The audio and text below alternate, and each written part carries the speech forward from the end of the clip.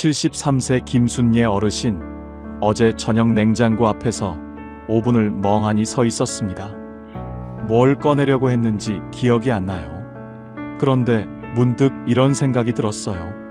아, 나 치매 오는 건가? 깜짝 놀라서 병원에 갔습니다. 의사 선생님이 웃으며 말했어요. 어르신, 이거 치매 아니에요. 외로움이에요.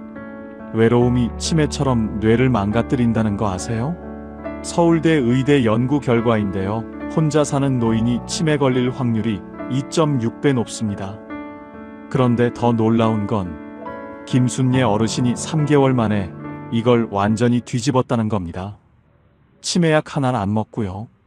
어떻게 가능했을까요? 비밀은 의외로 간단했습니다. 지금부터 그 이야기 들려드릴게요. 김순예 어르신의 통장에는 매달 25일 딱 90만 원이 들어옵니다. 유족연금이에요. 3개월 전 남편이 갑자기 세상을 떠나기 전까지는 150만 원이었어요. 하루아침에 40%가 줄었습니다. 그래도 다행인 것은 배우자라서 평생 매달 90만 원을 받을 수 있는 것이에요. 그런데 이상한 일이 벌어졌어요. 혼자 사니까 돈이 덜 들 줄 알았는데 관리비는 똑같이 15만 원 나왔습니다. 전기세, 가스비 합쳐서 7만 원, 휴대폰 3만 원, 25만 원이 그냥 빠져나가요. 부식비가 30만 원 나갑니다. 여기에 고혈압약, 무릎 주사 맞으러 정형외과 다니면 병원비 10만 원. 계산해보니 한 달에 70만 원이 기본으로 나갑니다. 남는 건 20만 원. 이게 무슨 의미인지 아세요? TV 고장나면 끝이에요. 보일러 고장나면 끝입니다. 치과 가야 하면 그것도 끝이에요. 어르신은 매일 아침 계산기를 두드렸습니다. 이 돈으로 몇 년이나 더 살 수 있을까? 저녁 7시 밥을 먹습니다. 혼자 식탁에 앉아서요. 50년 동안 맞은편에 앉아있던 사람이 없습니다. 어르신은 습관적으로 그릇을 2개 꺼냈다가 하나를 다시 넣었어요. 그 순간 눈물이 났습니다. 밥이 목으로 안 넘어가요. 억지로 몇 숟가락 먹고 설거지를 했습니다. 밤 9시 침대에 눕습니다. 이불을 덮는데 옆자리가 너무 텅 비어 있어요. 어르신은 습관적으로 손을 뻗었습니다. 50년 동안 그 자리에 있던 사람을 찾아서요. 하지만 차가운 이불만 만져졌어요. 그때 깨달았습니다. 아, 정말 혼자구나. 하버드 대학교 의대에서 75년 동안 추적 조사한 결과가 있습니다. 노년의 건강과 행복을 결정하는 건 돈도 아니고 학력도 아니었어요. 단 하나, 관계의 질이었습니다. 그런데 여기서 놀라운 게 뭔지 아세요? 관계의 양이 아니라 질이래요. 친구 100명보다 진짜 이야기 나눌 사람 1명이 더 중요하다는 겁니다. 김순예 어르신은 그걸 몰랐어요. 그냥 혼자라서 불행하다고만 생각했습니다. 그러던 어느 날 장을 보러 마트에 갔어요. 입구에서 같은 아파트 할머니를 만났습니다. 엘리베이터에서 가끔 마주치던 분이에요. 어디 가세요? 장 보러요. 나도 장 보러 왔어요. 같이 가요. 별것 아닌 대화였습니다. 마트를 돌면서 이거 어디 있어요? 저거 얼마예요? 물어보고 대답하고. 그게 전부였어요. 그런데 집에 돌아오는 길에 어르신은 깨달았습니다. 오늘 하루 중 가장 기분 좋았던 시간이 바로 그 20분이었다는 거요. 누군가와 말을 나눈다는 것. 그게 이렇게 소중한 일인 줄 몰랐습니다. 다음 날 아침 어르신은 평소보다 30분 일찍 일어났어요. 창문을 활짝 열었습니다. 10월 아침 공기가 차갑게 들어왔어요. 숨을 깊이 들이마셨습니다. 살아있다는 게 느껴졌어요. 부엌으로 가서 아침을 차렸습니다. 호박죽을 끓였어요. 남편이 좋아하던 음식이었죠. 예전에는 이 죽을 끓이면 눈물이 났는데 오늘은 달랐습니다. 여보, 오늘 날씨 좋네요. 혼잣말을 했어요. 대답은 없었지만 괜찮았습니다. 어디선가 듣고 있을 거라고 믿었으니까요. 밥을 다 먹고 설거지를 하면서 결심했습니다. 오늘은 밖에 나가봐야겠어. 옷을 입고 운동화를 신었어요. 아파트 단지 안에 작은 공원이 있었습니다. 평소에는 그냥 지나쳤는데 오늘은 천천히 걸어봤어요. 은행나무 잎이 노랗게 물들어 있었습니다. 바람이 불 때마다 잎이 떨어졌어요. 참 예쁘더라고요. 벤치에 앉아서 쉬었습니다. 주변을 둘러보니까 다른 어르신들도 산책하고 있었어요. 어떤 분은 혼자 걷고 어떤 분은 둘이서 걷고 있었습니다. 나만 혼자인 게 아니구나. 그 생각이 조금 위로가 됐어요. 오늘 날씨 좋네요. 요즘 무릎이 안 좋아서요. 하루 중에 누군가와 말을 나눴다는 것. 그게 하루를 견디게 해줬어요. 일주일에 한 번은 마트에서 만난 그 할머니와 커피를 마셨습니다. 복지관 1층에 있는 카페에서요. 아메리카노 한 잔에 1,500원이었어요. 할머니와 앉아서 커피를 마시며 이야기를 나눴습니다. 요즘 어떻게 지내세요? 자식들은 연락해요? 건강은 괜찮으세요? 별거 아닌 이야기들이었어요. 하지만 그게 좋았습니다. 그러던 어느 날 할머니가 물었어요. 복지관 프로그램 해보셨어요? 아니요, 그런 게 있어요? 체조교실 있어요. 나 거기 다녀요. 같이 가볼래요? 어르신은 잠시 망설였습니다. 낯선 사람들 만나는 게 부담스러웠어요. 하지만 할머니가 권하니까 거절하기 어려웠습니다. 한번 가볼게요. 다음 주 화요일 할머니와 함께 복지관에 갔어요. 3층 강당에 어르신들이 모여 있었습니다. 한 20명 정도 됐어요. 다들 여자 어르신들이었습니다. 선생님이 앞에서 음악을 틀고 체조를 가르쳤어요. 팔을 위로, 옆으로, 아래로. 간단한 동작들이었습니다. 처음에는 어색했어요. 동작도 잘 안 따라가고 사람들 눈치도 보였습니다. 체조가 끝나고 다들 물 마시며 쉬었습니다. 옆에 있던 할머니가 말을 걸었어요. 오늘 처음 오셨어요? 네. 나도 처음 왔을 때 어색했어요. 근데 몇 번 오면 괜찮아요. 그 할머니도 혼자 살고 있었습니다. 남편이 5년 전에 돌아가셨대요. 자식은 미국에 있고요. 외롭지 않으세요? 어르신이 물었습니다. 할머니는 웃으며 대답했어요. 외롭죠. 근데 여기 오면 좀 나아요. 사람들 만나니까. 어르신은 고개를 끄덕였어요. 그날 이후 일주일에 2번, 화요일과 목요일에 복지관에 갔습니다. 체조하고 사람들과 이야기 나누고 집에 돌아왔어요. 그게 일상이 됐습니다. 그러면서 조금씩 친해지는 어르신들이 생겼어요. 김할머니, 박할머니, 이할머니. 다들 혼자 살고 있었습니다. 다들 비슷한 사연이 있었어요. 남편을 먼저 보낸 사람, 자식이 멀리 사는 사람, 몸이 아픈 사람. 그런데 신기한 게 뭔지 아세요? 다들 밝았어요. 웃었습니다. 농담도 하고 수다도 떨었어요. 힘든 건 다 똑같은데 어떻게 저렇게 웃을 수 있을까? 어르신은 궁금했습니다. 어느 날 김할머니에게 물었어요. 할머니는 어떻게 그렇게 밝으세요? 김할머니는 잠시 생각하더니 말했습니다. 밝은 게 아니라 밝은 척하는 거예요. 집에 가면 나도 외로워요.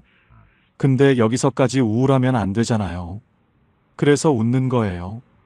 그 말이 어르신의 가슴에 와닿았습니다. 밝은 척하는 것도 용기구나. 그날 밤 어르신은 거울을 봤어요. 며칠 만에 보는 거울이었습니다. 거울 속 얼굴이 낯설었어요. 주름이 깊었고 머리가 휘었고 눈가가 처져 있었습니다. 이게 나구나. 슬펐어요. 늙었다는 게 실감났습니다.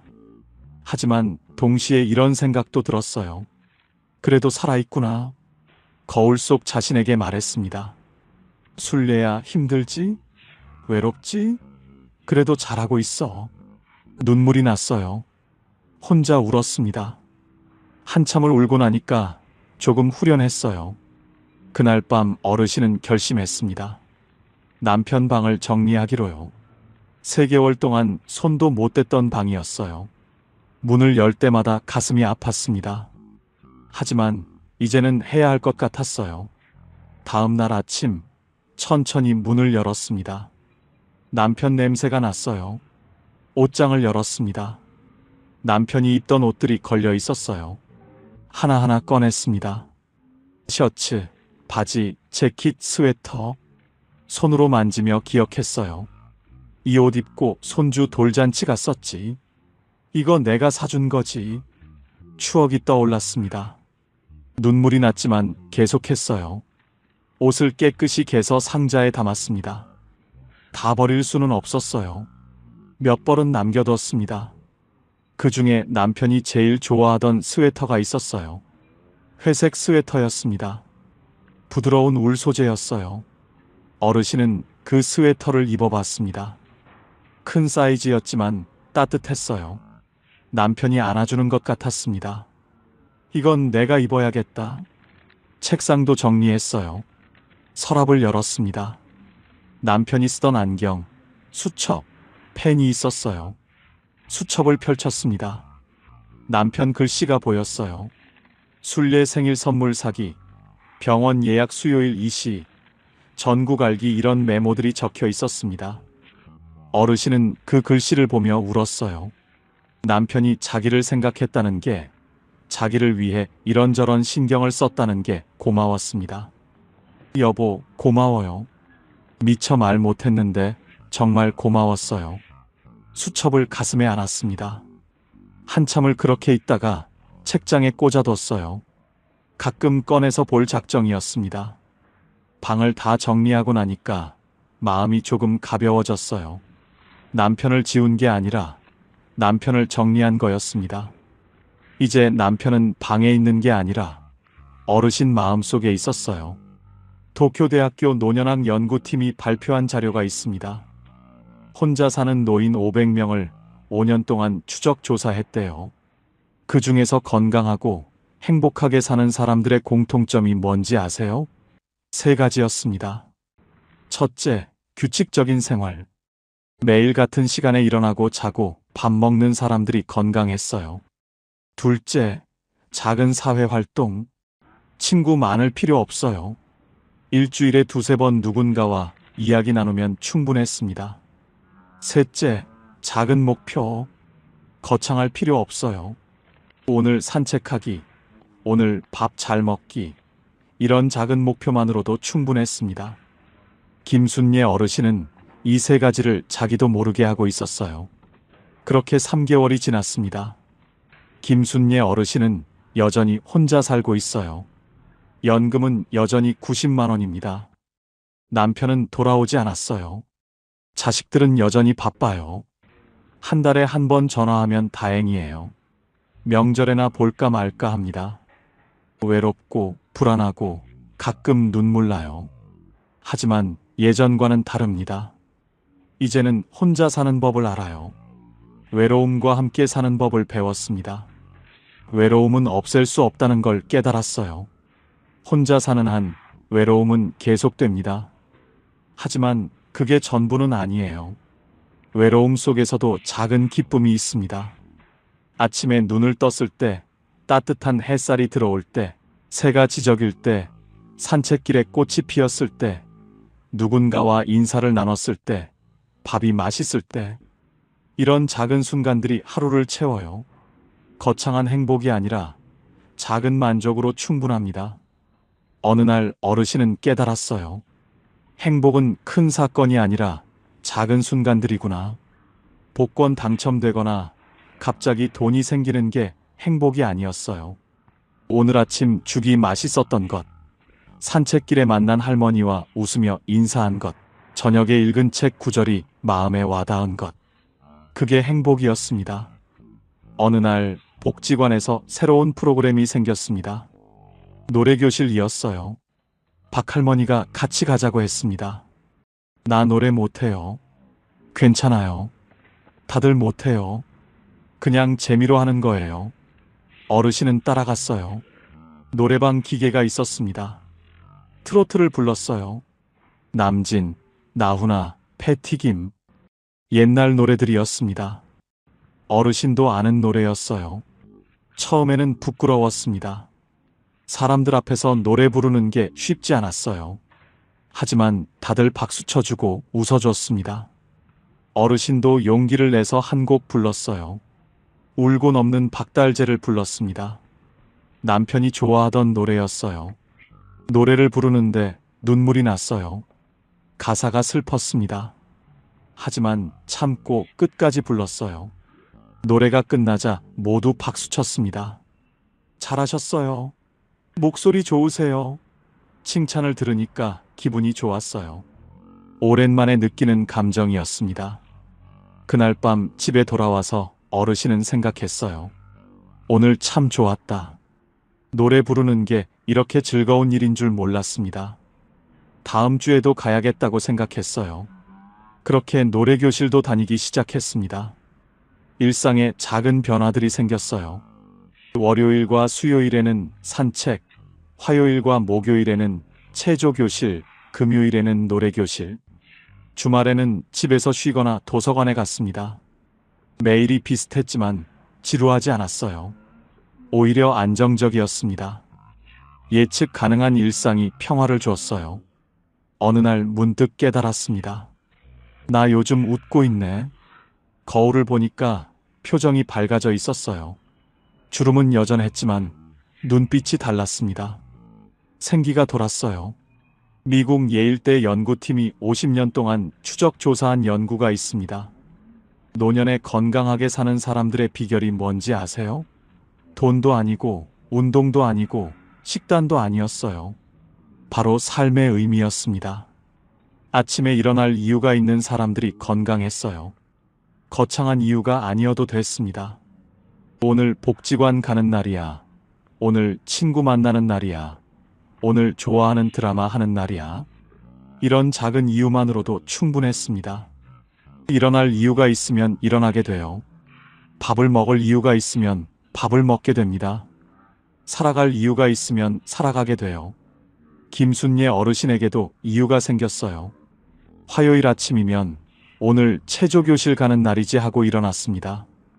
금요일 아침이면 오늘 노래하는 날이지 하고 기대했어요. 일요일 오후면 내일 산책 가야지 하고 계획을 세웠습니다. 작은 이유들이었지만 하루를 살아가게 만들었어요. 그러던 어느 날 딸에게서 전화가 왔습니다. 한 달 만이었어요. 엄마, 안녕하세요. 요즘 어떻게 지내세요? 응, 잘 지내. 건강은요? 괜찮아. 요즘 복지관 다녀. 복지관요? 응. 체조도 배우고 노래도 불러.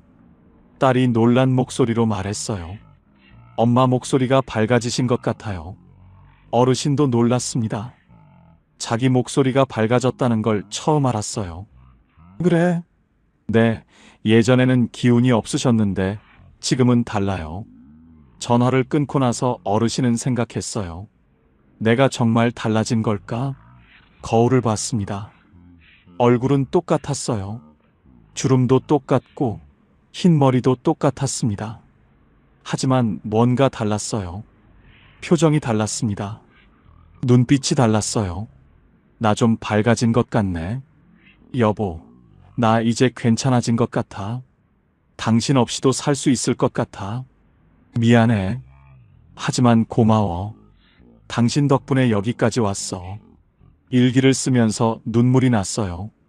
슬픈 눈물이 아니었습니다. 감사한 눈물이었어요. 6개월이 지났습니다. 김순례 어르신은 여전히 혼자 살고 있어요. 남편은 돌아오지 않았습니다. 연금은 여전히 90만 원이에요. 자식들은 여전히 바빠요. 외롭고 가끔 눈물 나요. 하지만 괜찮아요. 이제는 혼자 사는 법을 알았습니다. 외로움과 함께 사는 법을 배웠어요. 외로움은 없앨 수 없습니다. 하지만 외로움이 전부가 아니에요. 외로움 속에서도 기쁨이 있습니다. 작은 기쁨들이요. 아침에 눈을 떴을 때 따뜻한 햇살, 창밖의 새소리, 산책길의 꽃, 친구와 나눈 인사, 맛있는 밥, 좋은 책 9절, 노래방에서 부른 노래. 이런 작은 것들이 하루를 채워요. 거창한 행복이 아니어도 됩니다. 작은 만족으로 충분해요. 일본의 선승 료카는 이런 시를 남겼습니다. 죽기 전에 하고 싶은 일이 뭐냐고 물으면 봄에는 꽃을 보고 여름에는 시냇물 소리를 듣고 가을에는 단풍을 보고 겨울에는 눈을 보고 싶다. 처음에는 이해가 안 됐어요. 이게 무슨 하고 싶은 일이에요? 너무 평범하잖아요. 하지만 이제는 알아요. 이게 진짜 하고 싶은 일이라는 걸요. 거창한 계획이 필요 없습니다. 세계 여행 갈 필요 없어요. 그냥 오늘 하루를 잘 사는 겁니다. 봄에 꽃을 보고 여름에 시원한 물을 마시고 가을에 단풍을 보고 겨울에 따뜻한 아랫목에 앉는 것. 그게 전부예요. 김순례 어르신은 이제 압니다. 노년은 버티는 시간이 아니라는 걸요. 노년은 채워가는 시간입니다.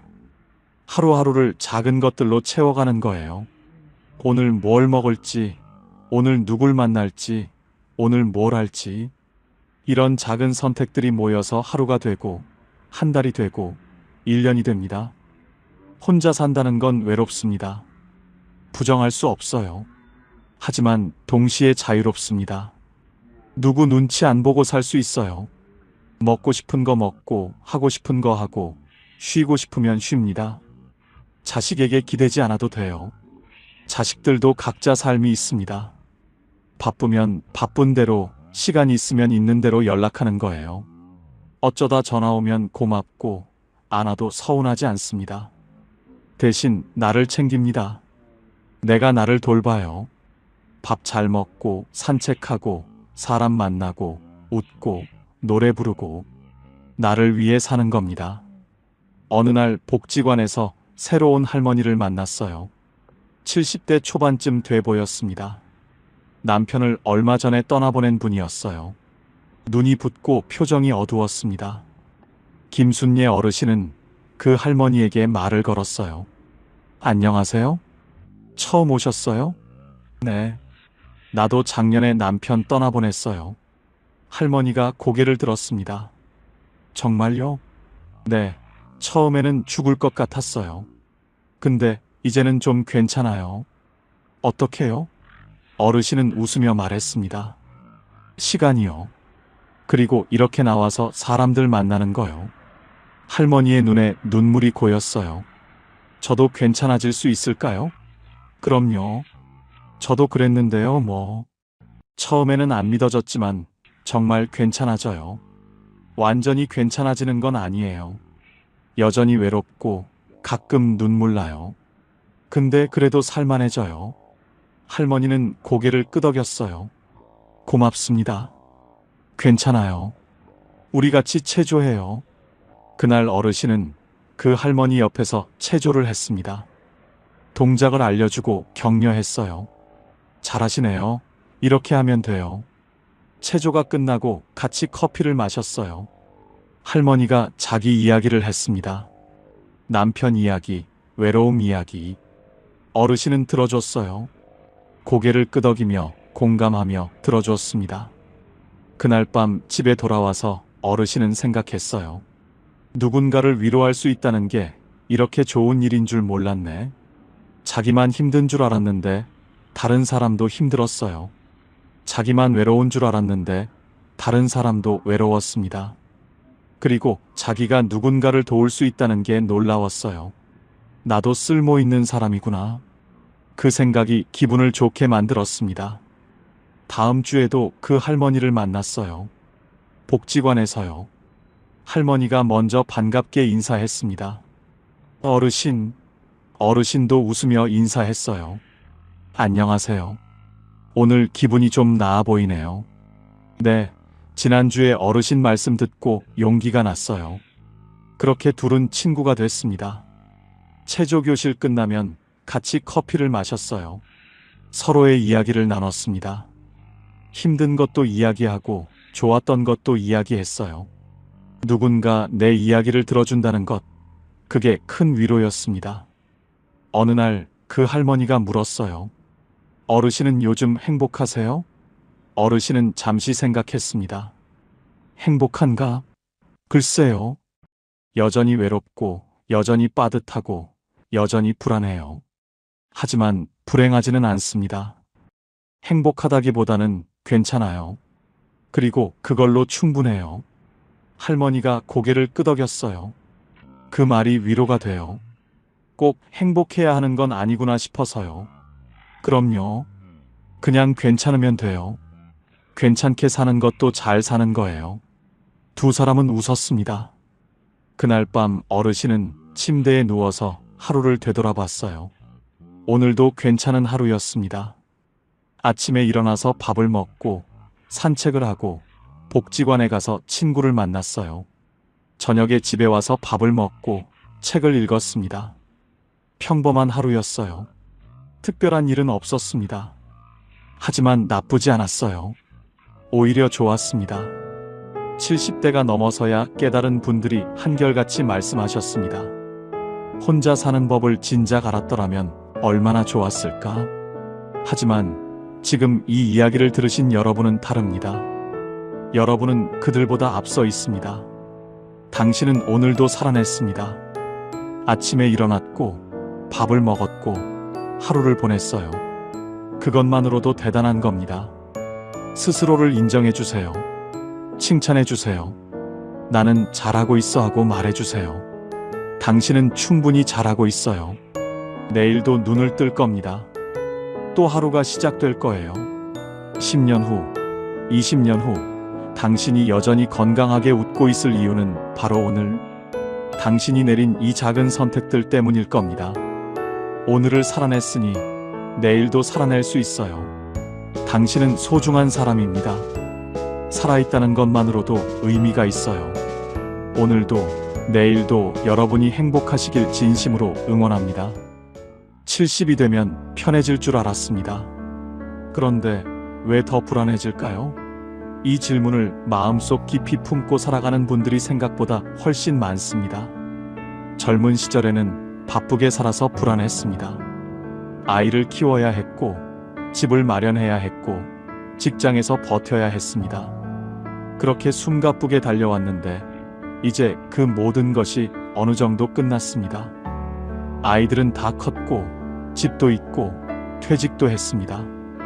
이제야말로 쉬어도 되는 시간인데, 이상하게도 마음은 더 무겁습니다. 눈을 뜨면 무언가 모를 허전함이 먼저 찾아옵니다. 통장 잔고를 확인하면서 이 돈이 내가 죽을 때까지 버텨줄까 하는 생각이 들고, 거울을 보면 어느새 노인이 되어 있는 자신이 낯섭니다. 무릎이 쑤시고 계단을 오르면 숨이 차고 병원 갈 일이 점점 많아집니다. 자식들에게 전화라도 하면 바쁘다는 말이 먼저 돌아오고, 오랜 친구들은 하나둘 세상을 떠나고 있습니다. 명절에 모이는 가족도 예전 같지 않고 무언가 조금씩 빠져나가는 느낌. 그 느낌이 쌓이면 불안이 됩니다. 경북 안동에 사는 73세의 이정희 씨는 남편과 함께 30년 넘게 농사를 지었습니다.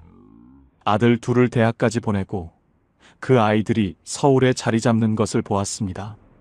따로 은퇴를 선언한 것도 아니었지만 어느 날 몸이 예전 같지 않다는 걸 느꼈고 밭일을 줄이기 시작했습니다. 그런데 이상한 일이 벌어졌습니다. 더 한가해졌는데도 불안이 커진 것입니다. 새벽 4시에 눈이 떠지고 다시 잠을 자려 해도 잠이 오지 않았습니다. 이정혜 씨는 이렇게 말했습니다. 일을 할 때는 몸은 힘들어도 마음은 바빠서 잡생각이 없었는데 지금은 몸은 쉬는데 마음이 더 바빠요. 뭘 해야 하는지 모르겠고 내가 지금 뭘 하고 있는 건지도 모르겠어요. 이 이야기가 낯설지 않으시죠? 어쩌면 지금 이 영상을 보고 계신 여러분의 이야기일 수도 있습니다. 퇴직 3년 이내라면 꼭 끝까지 보셔야 합니다. 지금부터 드리는 이야기는 단순한 위로가 아닙니다. 70 이후의 불안이 어디서 오는지, 그리고 어떻게 하면 그 불안에서 벗어나 정말로 편안한 삶을 살 수 있는지에 대한 진지한 이야기입니다. 많은 분들이 불안한 이유를 막연하게 나이 때문이라고 생각합니다. 그러나 나이는 핑계일 뿐입니다. 불안에는 반드시 구체적인 이유가 있습니다. 그 이유를 정확히 알아야 비로소 벗어날 수 있습니다. 오늘 이 이야기 속에 반드시 당신의 이야기가 있습니다. 함께 천천히 들어가 보겠습니다. 왜 70이 되면 더 불안해질까요? 많은 분들이 그냥 나이 드는 게 무서운 것이라고 치부하십니다. 하지만 그게 전부가 아닙니다. 불안은 언제나 이유가 있고 그 이유를 들여다보면 반드시 해결의 실마리가 있습니다. 지금부터 그 이유를 하나하나 짚어드리겠습니다. 70 이후 불안이 커지는 진짜 이유. 첫 번째는 죽음에 대한 불안을 인정하지 않기입니다. 가장 말하기 어려운 것부터 시작하겠습니다. 70 이후에 불안이 커지는 가장 큰 이유 중 하나는 죽음에 대한 두려움입니다. 그런데 많은 분들이 이것을 인정하지 않습니다. 나는 그런 것 안 두렵다고 말씀하시는 분들도 있습니다. 하지만 잠 못 드는 새벽에 혼자 침대에 누워 있을 때, 오랜 친구의 부고를 받았을 때, 건강검진 결과를 기다리는 그 짧은 순간에 심장이 쿵 내려앉는 그 느낌. 그것이 바로 죽음에 대한 두려움입니다. 그 두려움을 인정하지 않으면 어떻게 될까요? 두려움은 사라지지 않습니다. 단지 모양을 바꿔서 나타납니다. 충청남도 보령에 사는 74세 최병수 씨는 평생 보험 영업을 했습니다. 젊은 시절부터 죽음에 대해 늘 이야기하는 직업을 가졌지만 정작 본인의 죽음은 한 번도 깊이 생각해 본 적이 없었습니다. 그런데 지난해 초등학교 때부터의 친구가 갑자기 세상을 떠났습니다. 뇌졸중이었습니다. 멀쩡하게 바둑을 두다 쓰러졌고 사흘 만에 눈을 감았습니다. 그 장례식을 마치고 집에 돌아온 최병수 씨는 며칠 동안 이상한 상태가 됐습니다. 밥맛이 없었고 TV를 봐도 아무것도 눈에 들어오지 않았습니다. 그리고 자꾸 이런 생각이 들었습니다. 나는 언제까지일까? 나는 몇 년이나 남았을까? 내가 죽으면 누가 울어줄까? 그런데 이런 생각이 드는 것 자체가 너무 무서워서 애써 다른 생각을 하려 했습니다. 텔레비전 볼륨을 높이고 낮에도 이웃집에 불쑥 찾아가고 밤에는 스마트폰으로 뉴스를 계속 보았습니다. 혼자 있는 시간이 싫어진 것입니다. 최병수 씨는 나중에 이렇게 고백했습니다. 죽음을 생각하는 게 무서운 게 아니에요. 그 생각을 피하려고 하다 보니 오히려 모든 것이 불안해졌어요. 이 고백 속에 중요한 진실이 있습니다. 죽음에 대한 두려움을 인정하지 않으면 그 두려움은 다른 모양으로 튀어나옵니다. 건강에 대한 과도한 불안으로, 가족에 대한 집착으로, 쓸데없는 걱정들로 변장하여 우리를 괴롭힙니다. 인정하는 것이 출발입니다. 나는 죽음이 두렵다. 그리고 그것은 당연한 인간의 감정이다. 이 한마디를 스스로에게 허락하는 것만으로도 불안의 절반은 줄어들 수 있습니다. 두 번째 이유는 여전히 비교하는 습관입니다. 70이 되어서도 비교는 멈추지 않습니다. 오히려 비교의 종류가 더 다양해집니다. 젊었을 때는 직장이나 연봉을 비교했다면 이제는 자식이 비교 대상이 됩니다. 우리 애는 아직도 전세인데 옆집 아들은 아파트를 샀다더라. 우리 딸은 명절에 한 번 오는데 저 집 딸은 매주 온다더라. 건강도 비교합니다. 저 사람은 우리보다 나이가 많은데 저렇게 정정하게 다니네. 재산도 비교합니다. 우리 살던 동네에 누군 건물을 가지고 있다는데 그 비교들이 쌓이고 쌓이면 나는 왜 이것밖에 안 되지라는 자기 비하로 이어집니다. 전라북도 전주에 사는 71세 박순자 씨는 젊은 시절 가정주부로 평생을 살았습니다. 남편은 소박한 공무원이었고 두 아이를 키우면서 넉넉하지는 않았지만 행복하게 살았습니다. 그런데 은퇴 후 노인정에 나가기 시작하면서 불행이 시작됐습니다. 이웃 할머니들의 이야기를 들을 때마다 자신이 초라해지는 느낌이 들었던 것입니다. 아이고, 우리 아들이 이번에 차를 새로 뽑았다니까. 손자가 벌써 영어 회화를 한다고. 우리 남편이 용돈을 이만큼 줘요. 집에 돌아오면 박순자 씨는 남편에게 괜한 짜증을 냈습니다. 그리고 혼자 이런 생각을 했습니다. 나는 왜 이것밖에 안 될까? 내 인생은 왜 이렇게 평범할까?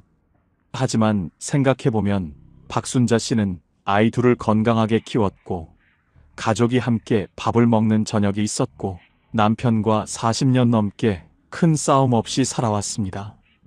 그것이 얼마나 귀한 일인지 비교하는 습관이 가려버린 것입니다. 비교는 언제나 우리를 패배자로 만듭니다.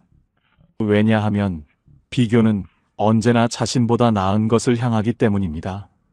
나보다 더 나은 사람은 언제나 존재합니다. 그 무한한 비교의 사다리를 오르는 한 평안은 오지 않습니다.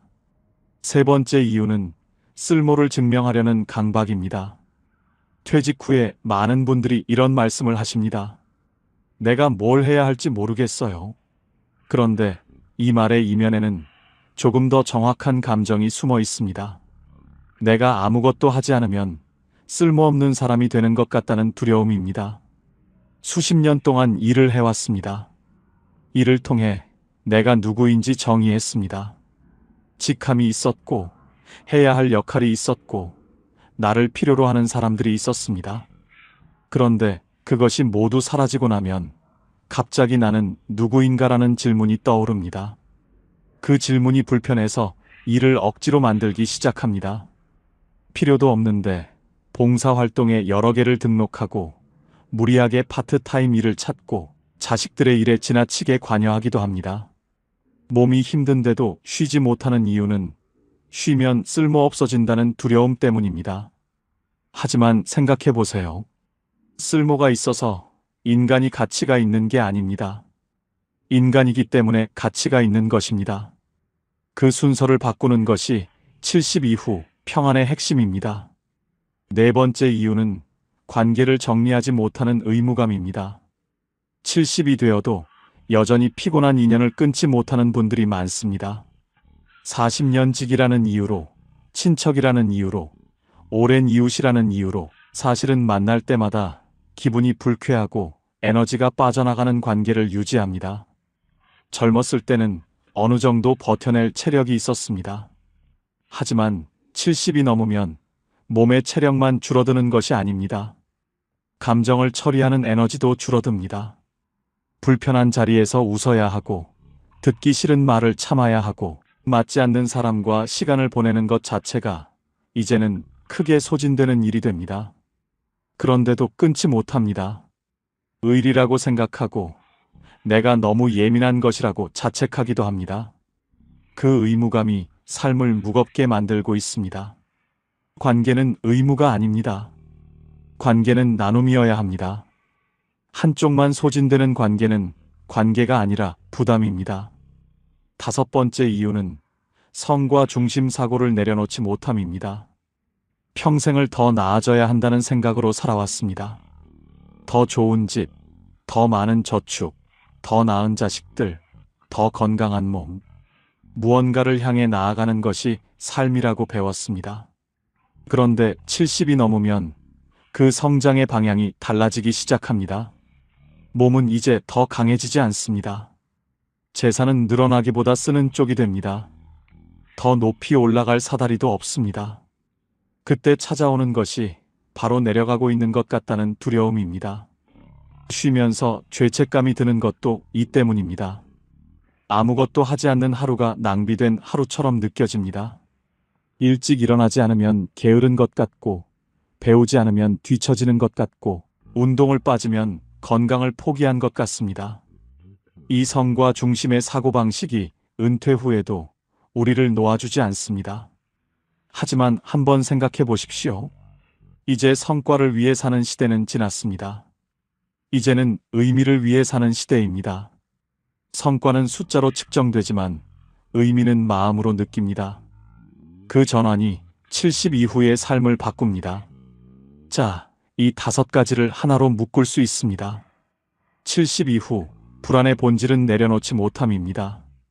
죽음을 인정하지 않으려는 마음, 비교를 멈추지 못하는 마음, 쓸모를 증명하려는 마음, 관계를 정리하지 못하는 마음, 성과를 포기하지 못하는 마음. 이 모든 것이 내려놓지 못하는 마음에서 비롯됩니다. 그렇다면 어떻게 내려놓을 수 있을까요? 이제부터가 오늘 이야기의 핵심입니다.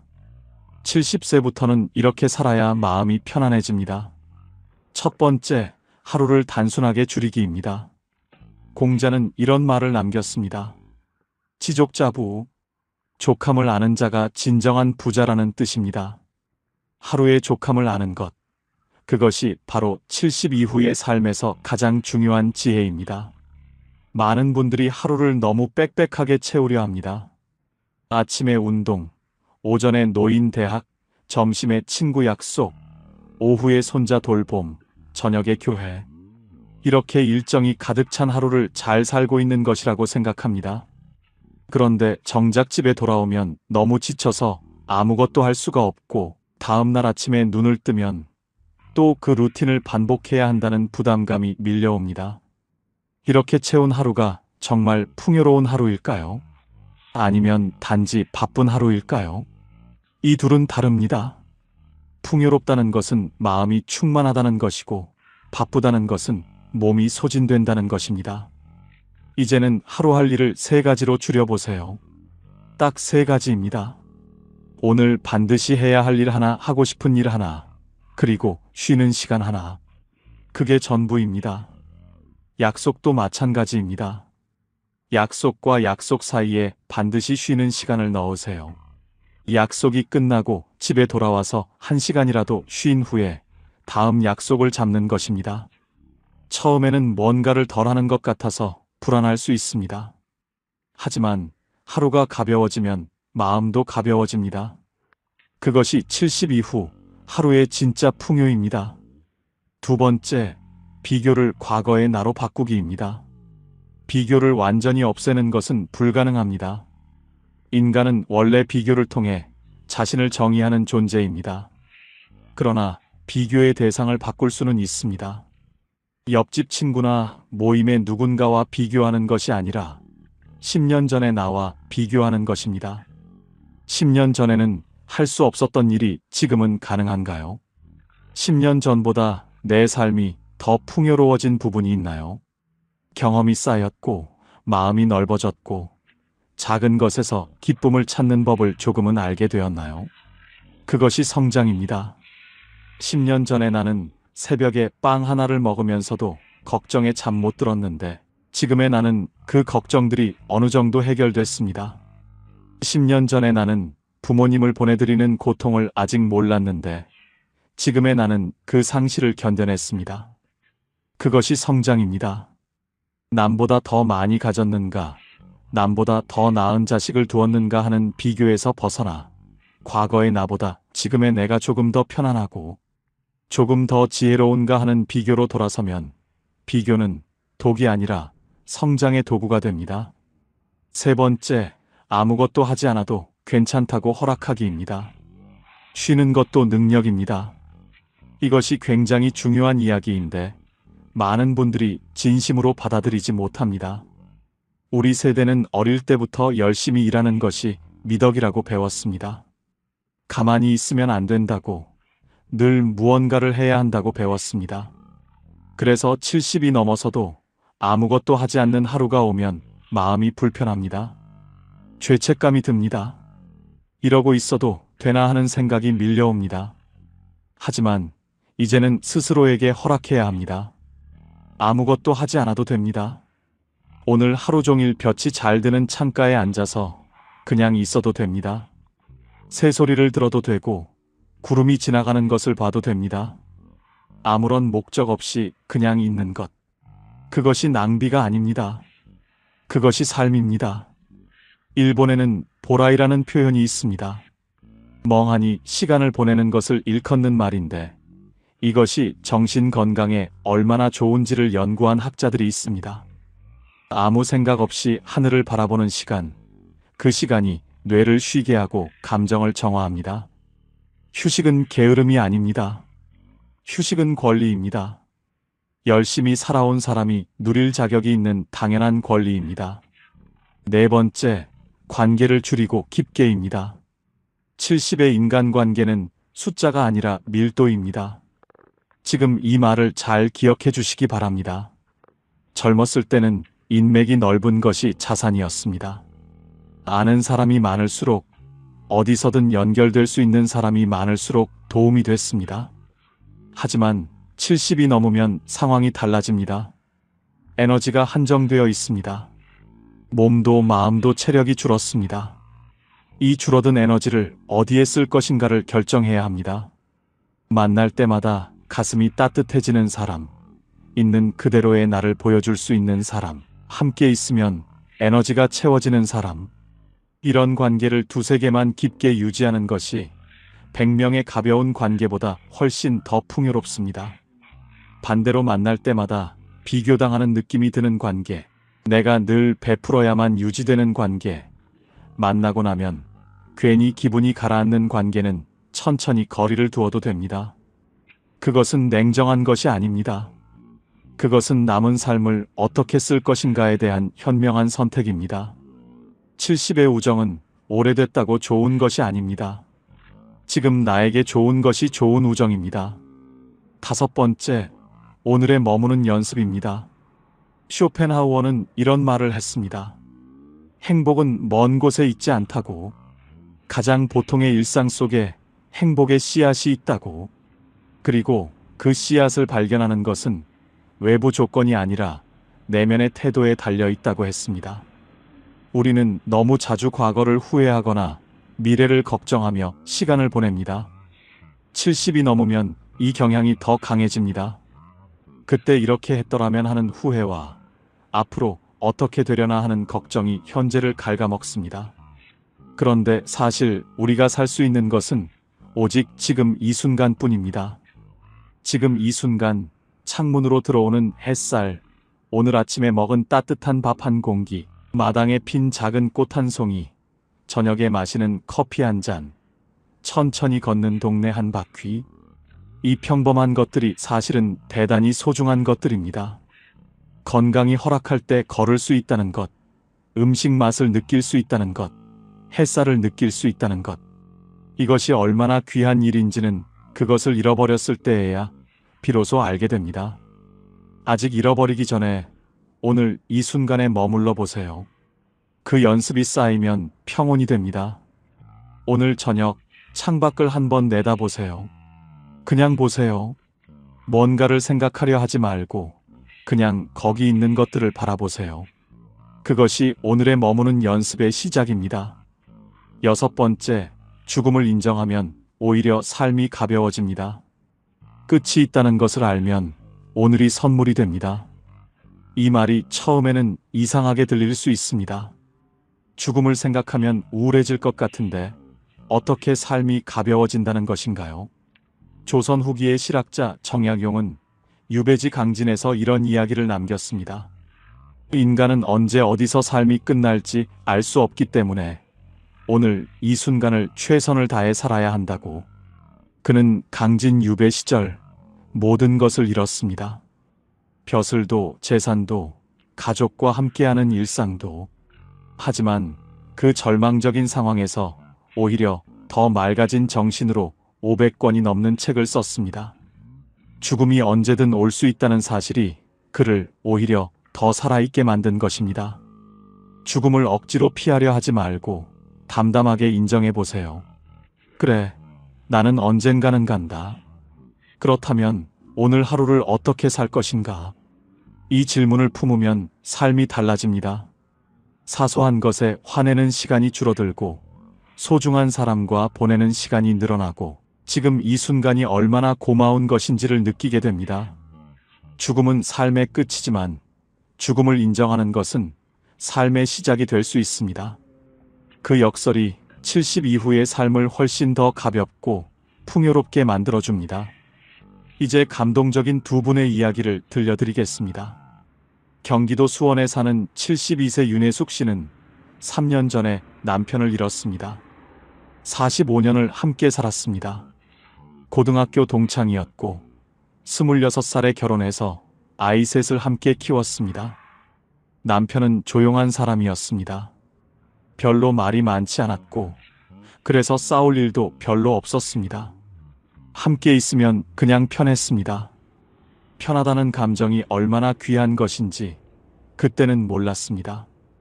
그 남편이 사라졌을 때 윤혜숙 씨는 처음 몇 달 동안 어떻게 지냈는지 기억이 없다고 합니다.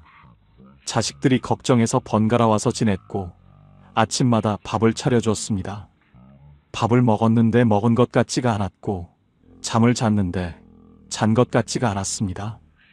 그런데 자식들이 각자 집으로 돌아가고 나서 정말 혼자가 되었을 때 무너지기 시작했습니다. 새벽 2시에 눈이 떠지면 남편의 빈자리가 너무 크게 느껴졌습니다. 오른쪽 이불이 차갑고 그 차가움이 너무 서럽게 느껴졌습니다.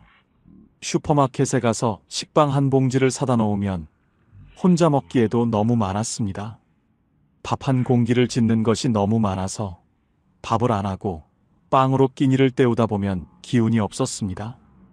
기운이 없으면 아무것도 하기 싫고 아무것도 하기 싫으면 더 우울해지는 악순환이 이어졌습니다. 6개월이 지났을 때 윤혜숙 씨는 스스로 결심했습니다. 이렇게 있다가는 나도 죽겠다 싶었다고 합니다.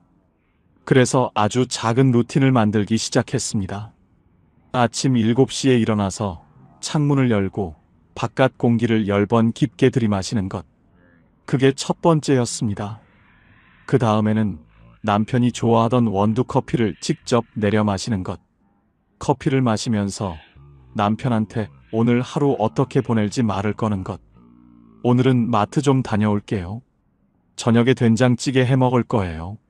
혼자 중얼거리는 것이 처음에는 이상하게 느껴졌지만 점점 그 시간이 기다려졌습니다. 그 루틴이 하루의 닻이 되어 주었습니다. 흔들리는 배도 닻이 있으면 제자리를 찾을 수 있는 것처럼 루틴이 윤혜숙 씨의 하루를 붙잡아 주었습니다. 한 달이 지나자 루틴이 2개가 됐습니다. 오전 10시에 동네를 한 바퀴 도는 것이 추가됐습니다. 처음에는 고개를 숙이고 걸었습니다. 마주치는 사람들과 눈이 마주치면 왠지 자신이 불쌍하게 보일 것 같아서였습니다. 그런데 2달쯤 지나자 고개가 올라갔습니다. 길가에 꽃이 보이기 시작했습니다. 강아지를 산책시키는 이웃이 웃으며 인사를 건넸을 때 오랜만에 미소가 지어졌습니다. 1년이 지난 지금 윤혜숙 씨는 동네 걷기 모임에 나갑니다. 일주일에 2번 오전 8시에 공원에서 3명이 함께 걷습니다. 많이 웃지는 않습니다. 화려하게 살지도 않습니다. 그러나 아침에 눈을 뜰 때 오늘 하루를 살겠다는 마음이 생긴다고 합니다. 그것으로 충분합니다. 그것으로 정말로 충분합니다. 윤혜숙 씨는 이런 말을 했습니다. 남편이 없어서 슬픈 건 여전해요. 그런데 슬픔이 있어도 살아갈 수 있다는 걸 알게 됐어요. 슬픔도 내 삶의 일부라는 걸 이제는 받아들이게 됐어요. 그 한마디가 오늘 이 영상을 보고 계신 분들께 닿기를 바랍니다. 서울 은평구에 사는 75세 강민철 씨는 35년간 중학교 체육교사였습니다. 수백 명의 학생들에게 운동을 가르쳤고 교장까지 올라갔습니다. 퇴직식 날 학교 강당에서 선생님들과 학생들이 박수를 치며 배웅해 줬습니다. 꽃다발도 받고 케이크도 먹고 기념사진도 찍었습니다. 그리고 집에 돌아왔습니다. 문을 열고 집에 들어섰을 때 아내가 수고했어요 라고 말했습니다. 그게 전부였습니다. 35년간의 일이 그렇게 끝났습니다. 다음 날 아침 알람을 끄고 다시 누웠습니다. 갈 데가 없었습니다. 예전 같으면 이미 학교 운동장에 나가 아이들의 체육 수업 준비를 하고 있을 시간이었습니다. 처음 한 달은 쉬어야 한다고 생각했습니다. 그 다음 한 달은 여행이라도 다녀와야겠다고 생각했습니다. 제주도에 혼자 다녀왔는데 아름다운 경치가 눈에 들어오지 않았습니다. 그냥 왔다 간다는 느낌이었습니다. 아내는 당신 왜 그래? 행복해야 할 거 아니야 라고 했지만 강민철 씨는 행복이 어디서 오는 것인지 모르겠었습니다. 교사로 살 때는 아이들의 성장이 보람이었습니다. 그런데 지금 자신의 삶에는 성장이 보이지 않았습니다. 그냥 매일 똑같이 시간이 흘러가는 것 같았습니다. 6개월이 지나자 몸도 이상해졌습니다. 운동을 안 하니까 살이 찌고, 살이 찌니까 무릎이 아프고, 무릎이 아프니까 더 움직이기 싫어졌습니다. 아내와 다투는 날도 늘었습니다. 하루 종일 집에 있으니 사소한 것에도 부딪혔습니다.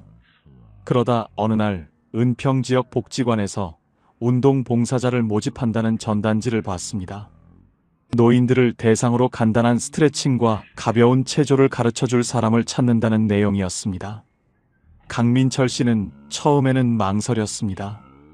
봉사라니, 나 같은 사람이 봉사를 해도 되나? 교장까지 한 사람인데.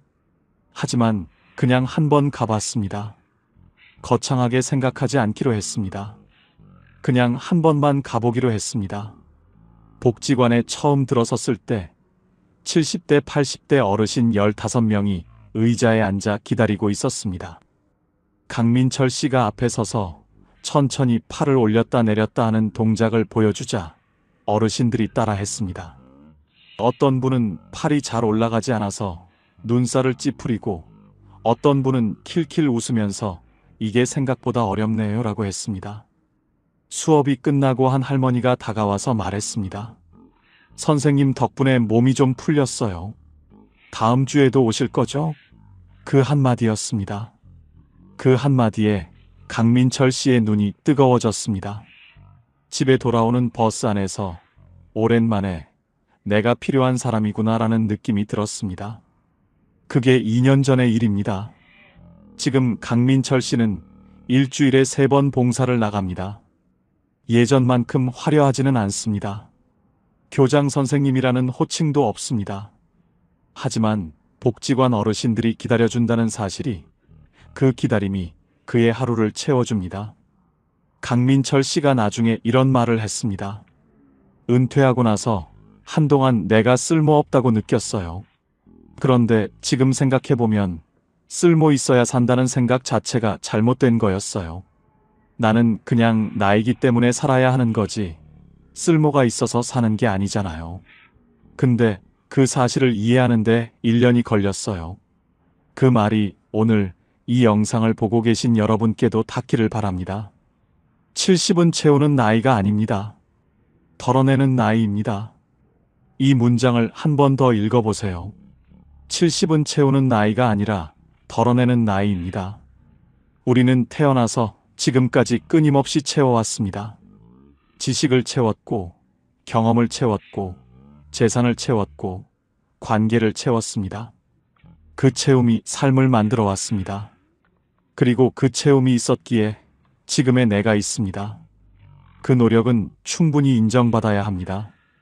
하지만 이제는 방향을 바꿀 때입니다. 더 이상 채우는 것이 목적이 아닌 시간이 왔습니다. 이제는 무엇을 내려놓을 것인가, 무엇을 버릴 것인가, 무엇으로부터 자유로워질 것인가를 생각할 시간입니다. 채우는 사람은 늘 배가 고픕니다.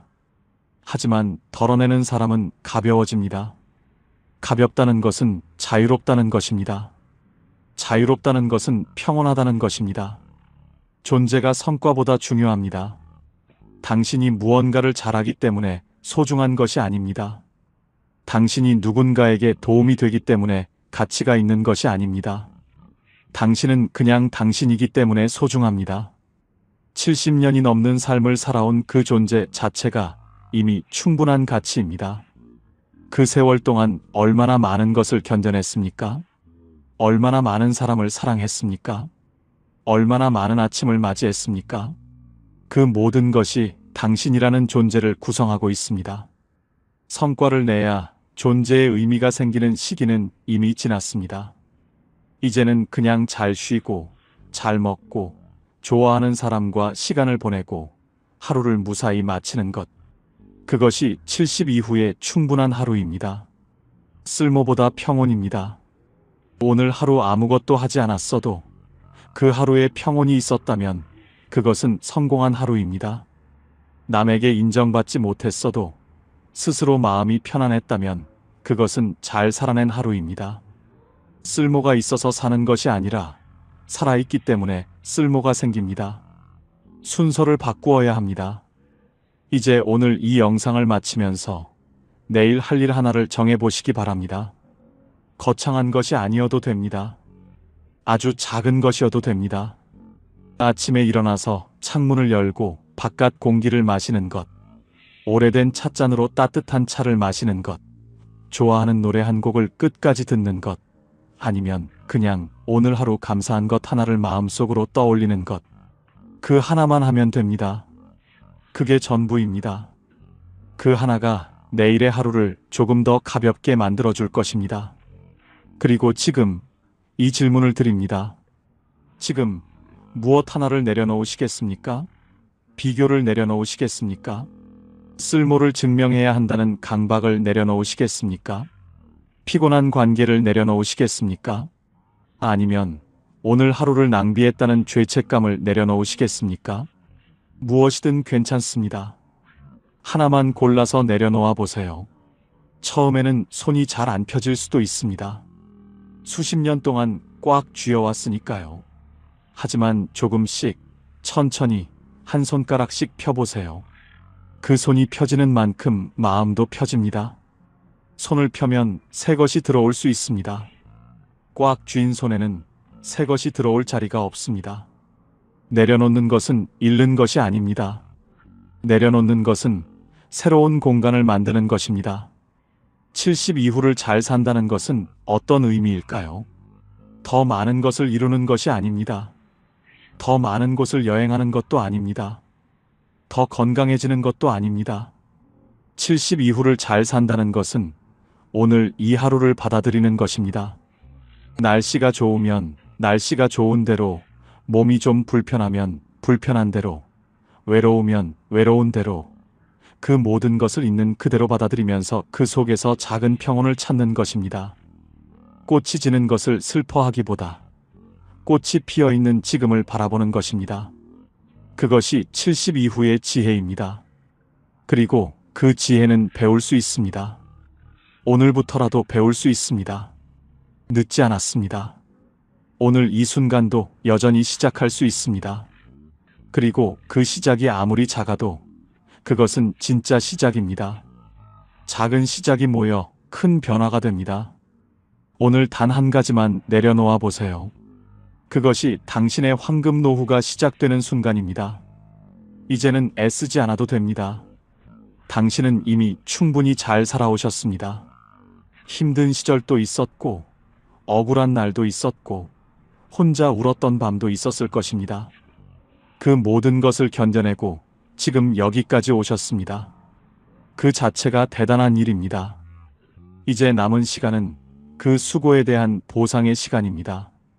더 잘 살아야 한다는 압박 없이, 더 나아져야 한다는 부담 없이, 그냥 오늘 하루를 평온하게 사는 것. 그것이 70 이후에 가장 현명하고 가장 아름다운 삶입니다. 봄에는 꽃을 보고, 여름에는 그늘을 즐기고, 가을에는 단풍을 보고, 겨울에는 따뜻한 국물 한 그릇을 마시는 것. 그것이 삶입니다.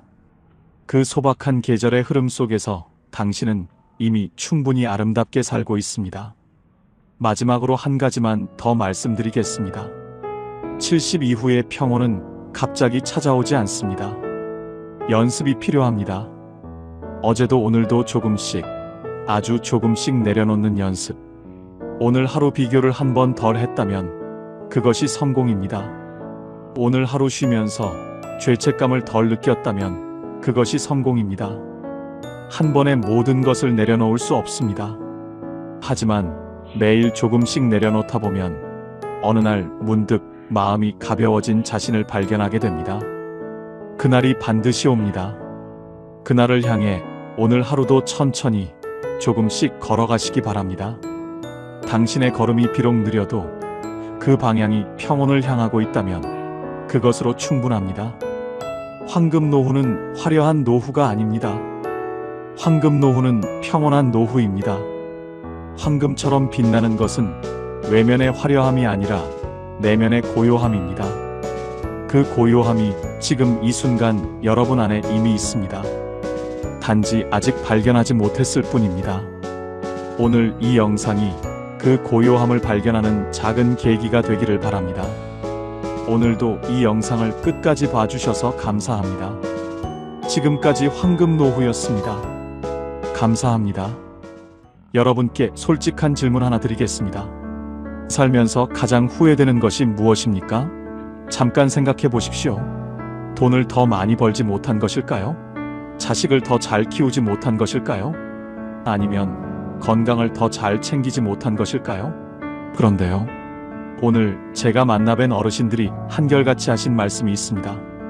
그분들이 가장 후회하는 것은 돈도, 자식도, 건강도 아니었습니다. 서울대학교 노년한 연구팀이 70대 이상 노인 800명을 대상으로 조사한 결과도 똑같았습니다. 그것이 무엇일까요? 노년에 가장 후회하는 것은 1위가 하지 못한 말이었고, 2위가 가보지 못한 곳이었고, 3위가 화해하지 못한 관계였습니다. 돈이 아니었습니다. 명예가 아니었습니다. 전부 사람과 관계된 것들이었습니다. 그렇다면 후회 없이 사는 방법은 무엇일까요? 오늘 이 영상을 끝까지 보시면 그 해답을 아실 수 있습니다. 그리고 그 해답을 아시고 나면 오늘 이후로 여러분의 하루가 완전히 달라지실 겁니다. 법구경에 이런 말씀이 있습니다. 오늘 할 수 있는 일을 내일로 미루지 마라. 나중에 언젠가는 오지 않습니다. 우리가 대충 사는 오늘은 하늘나라에 먼저 가신 분들의 그토록 살고 싶었던 귀한 하루입니다. 그리고 달력에는 나중이라는 날이 없습니다. 오늘만 있습니다. 후회는 지나간 것을 바꾸려는 마음이에요. 그런데 지나간 것은 바꿀 수 없습니다. 바꿀 수 있는 것은 오늘뿐이에요. 오늘을 어떻게 사느냐가 내일의 후회를 만들기도 하고 없애기도 합니다. 오늘 제가 알려드릴 5가지 이야기가 바로 그것입니다. 그런데 한 가지 미리 말씀드리겠습니다. 5가지 중에 가장 중요한 것은 4번째입니다. 끝까지 저와 함께 해주십시오. 나이 들수록 인생을 행복하게 사는 법. 첫 번째입니다. 하고 싶은 말은 오늘 하십시오. 평생 참으셨다고요? 이제 그러지 마세요. 경남 거제에 사시는 74살 박말순 어르신 이야기입니다. 어르신은 평생 하고 싶은 말을 참으셨습니다. 가족한테도, 친구한테도, 이웃한테도요. 좋다는 말, 고맙다는 말, 보고 싶다는 말. 다 마음속에만 있었습니다. 말로 꺼내는 것이 쑥스러우셨거든요. 우리 세대가 다 그렇잖아요. 표현하는 것이 낯간지럽고 말로 하지 않아도 알겠지 하는 마음이요. 그런데 어르신에게 가장 친한 친구가 있으셨습니다. 40년을 함께한 친구였습니다.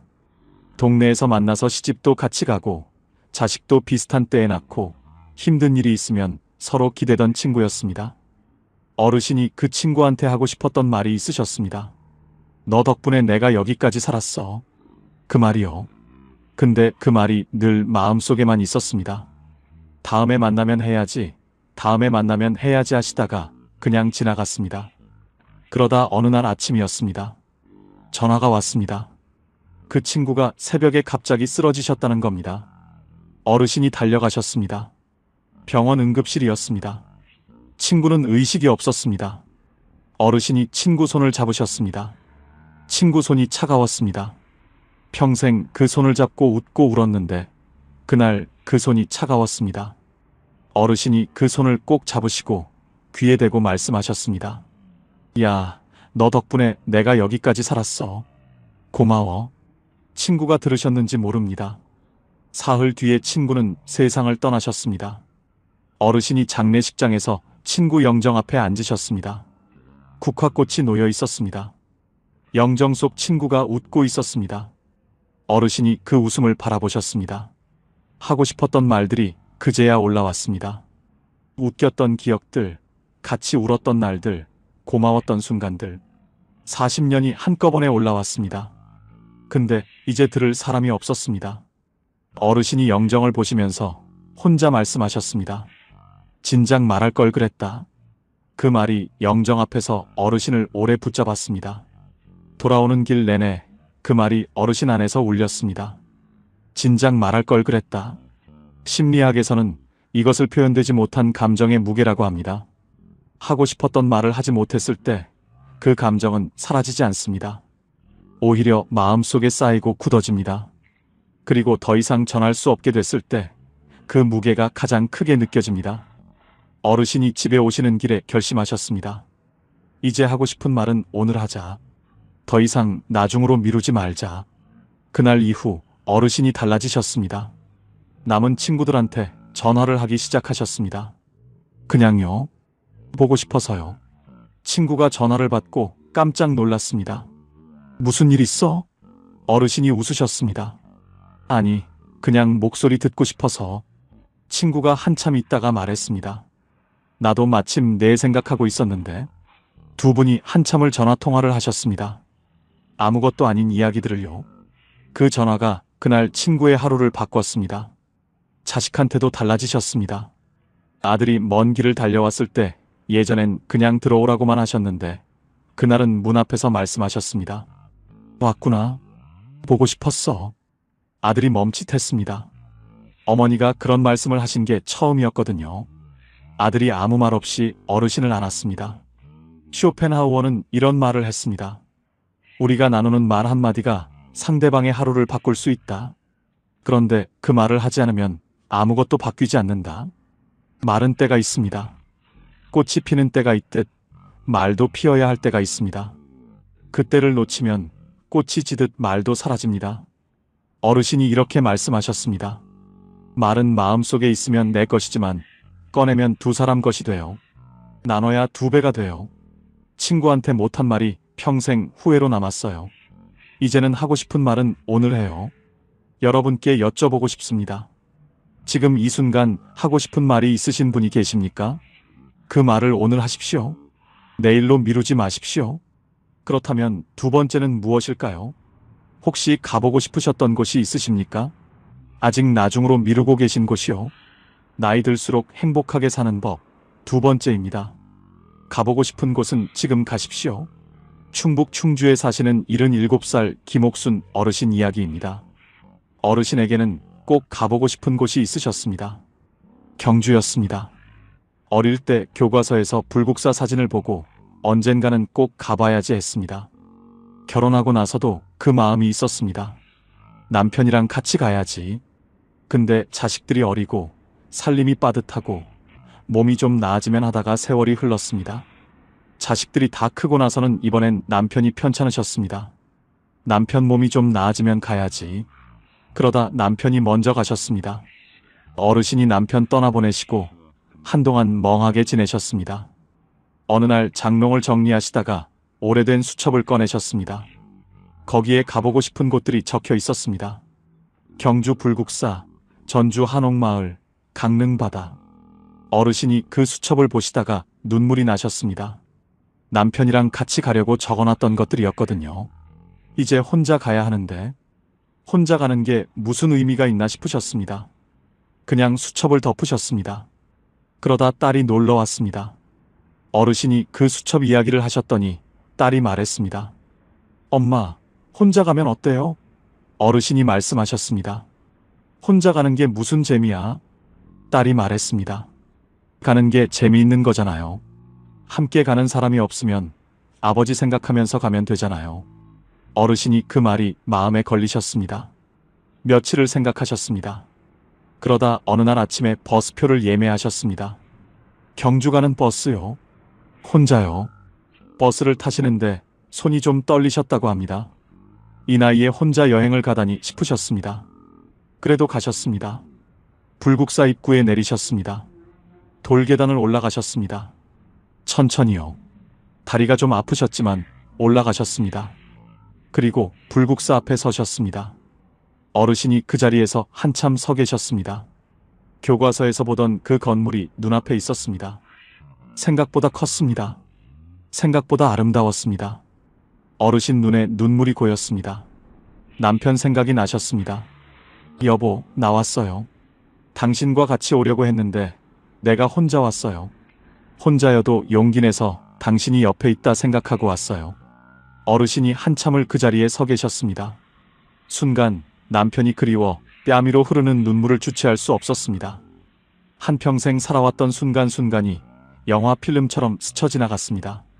그러다 살짝 미소 지으셨습니다. 왔구나. 드디어 왔구나. 그 한마디가 평생의 나중을 끝냈습니다.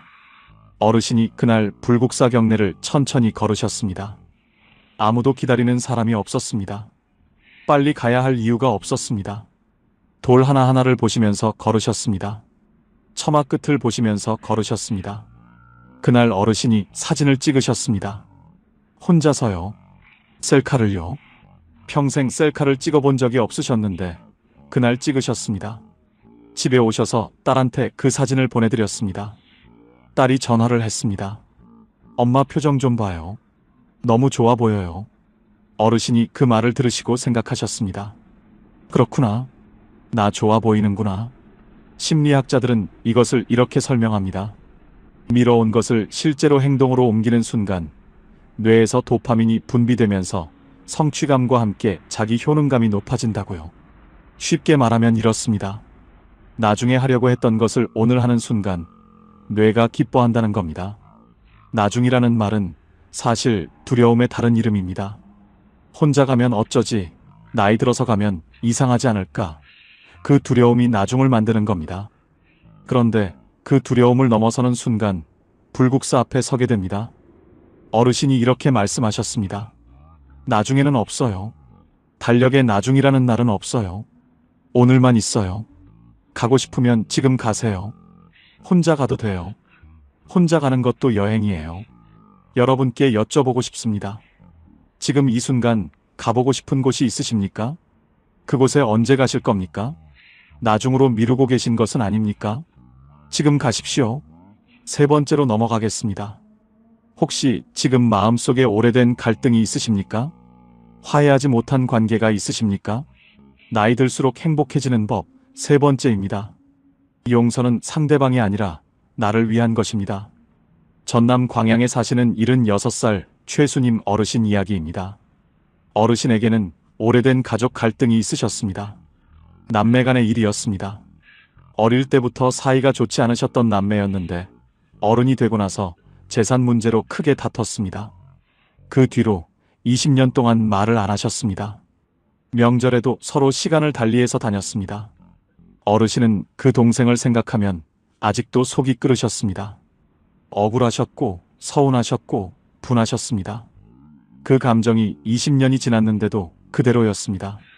어르신이 친구한테 그 이야기를 하면 친구가 말했습니다. 그냥 용서해. 나이 들어서까지 그러면 뭐가 좋아? 어르신이 말씀하셨습니다. 용서? 내가 왜 용서해? 내가 잘못한 게 없는데. 그 말이 맞았습니다. 어르신이 잘못한 것이 없었습니다. 그런데 그 억울함을 20년 동안 품고 사셨습니다. 그러다 어느 날 동생이 아팠다는 소식을 들으셨습니다. 위암이었습니다. 수술을 했다는 말을 들으셨습니다. 어르신이 그날 밤 잠을 못 주무셨습니다. 어릴 적 동생이 귀여웠는데 왜 동생하고 이렇게 되었을까? 동생은 미운 사람인데 왜 잠이 안 오지? 어르신이 새벽에 누워서 생각하셨습니다. 동생이 위독해져서 죽으면 어떡하지? 그 생각이 드는 순간 어르신이 스스로 놀라셨습니다. 동생이 그냥 미운 줄 알았는데. 어르신이 며칠을 생각하셨습니다. 그러다 어느 날 차를 타셨습니다. 동생 집 쪽으로 가셨습니다.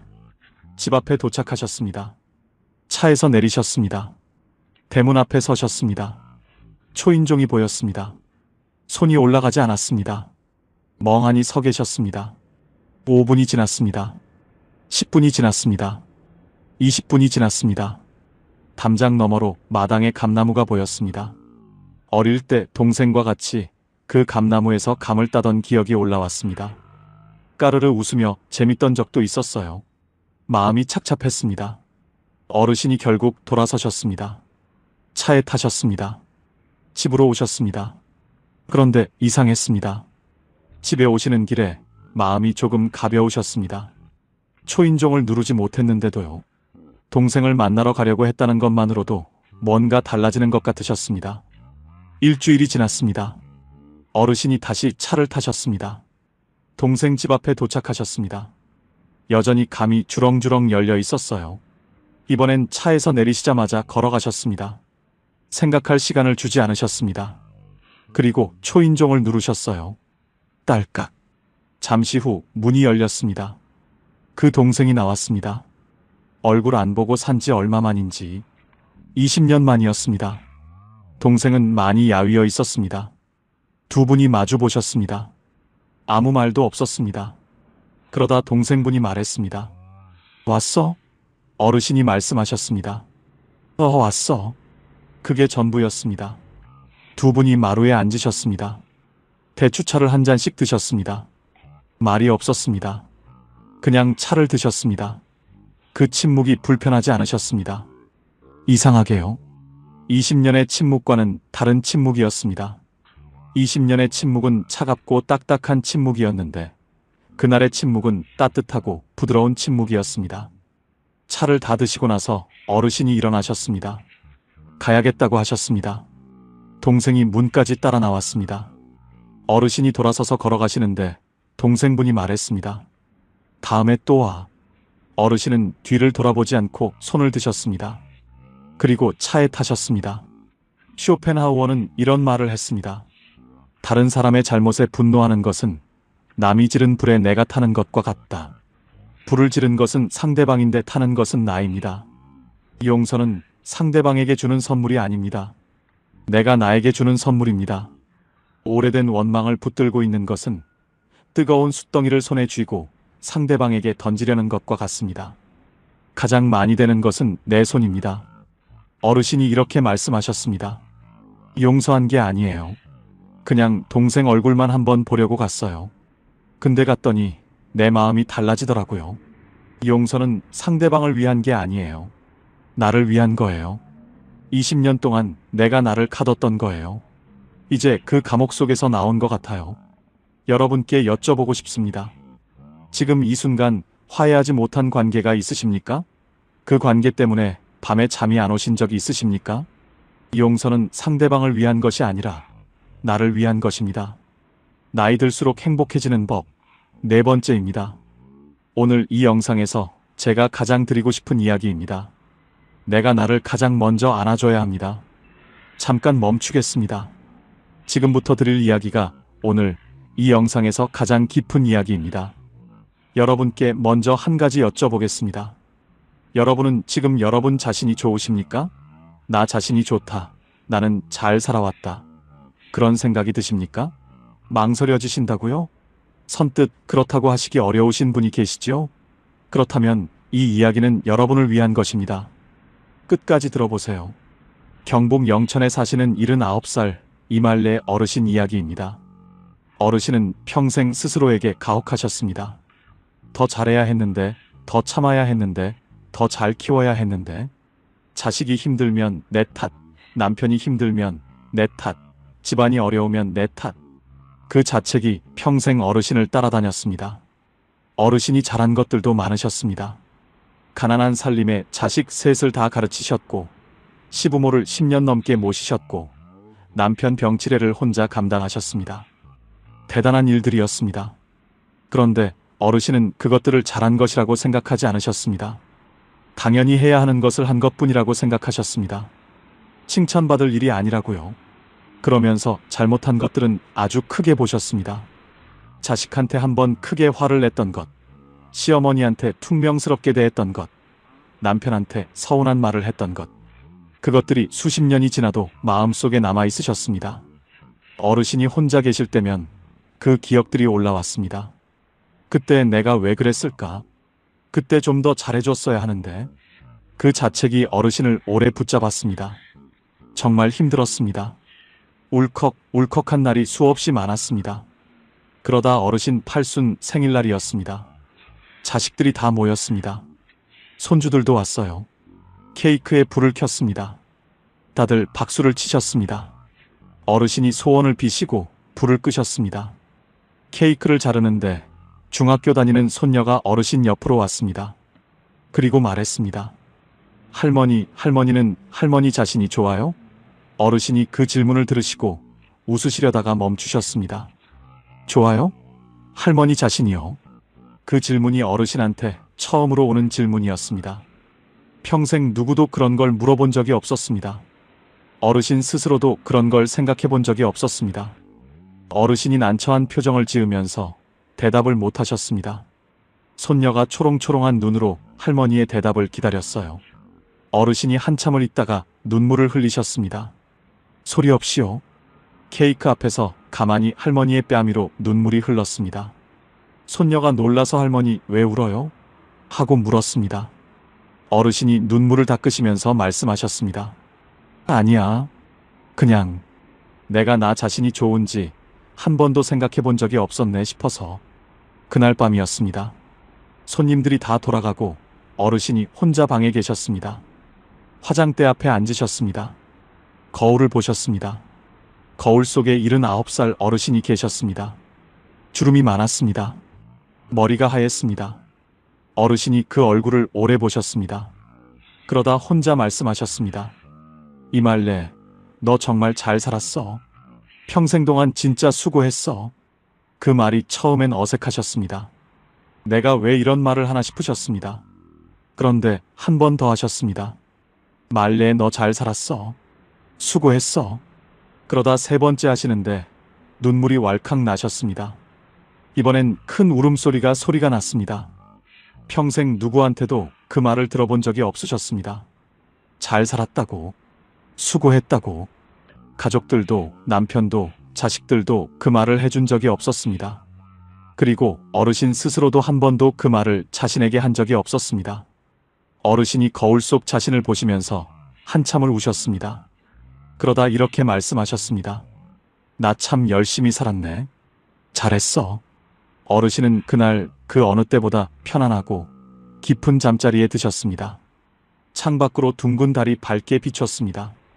보건복지부 노인 정신건강실태조사에 따르면 자기 자신에 대한 긍정적 평가가 낮은 노인일수록 우울감과 고독감이 높고, 반대로 자기 수용도가 높은 노인일수록 삶의 만족도가 3배 이상 높은 것으로 나타났습니다. 나를 사랑하는 것이 이기적인 것이 아닙니다. 내가 먼저 나를 안아줘야 남도 안아줄 수 있습니다. 자책은 내가 나를 때리는 것과 같습니다. 남이 나를 때리면 피하면 됩니다. 그런데 내가 나를 때리면 피할 곳이 없습니다. 가장 잔인한 폭력은 자기 자신에게 하는 폭력입니다. 어르신이 이렇게 말씀하셨습니다. 팔순이 돼서야 거울 보면서 잘 살았다고 했어요. 진작 했어야 했는데. 그게 제일 후회돼요. 여러분께 부탁드리고 싶습니다.